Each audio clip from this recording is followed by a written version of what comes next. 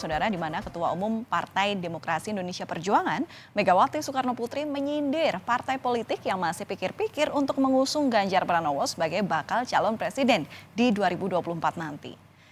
Dalam pidatonya di puncak bulan Bung Karno di Stadion Gelora Bung Karno, Jakarta, Megawati Soekarno Putri mengungkap ada 3 partai politik yang terkesan malu-malu dalam mengusung Ganjar Pranowo sebagai bakal capres di pemilu.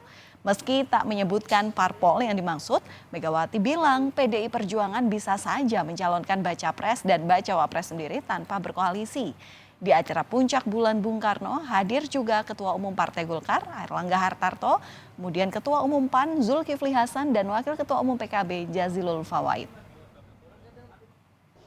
Padahal kita itu sebetulnya boleh bawa calon presiden, wakil presiden sendiri loh. Tapi saya membuka pintu. Kalau di sini ada 1, 2, ada 3. Itu yang saya bilang.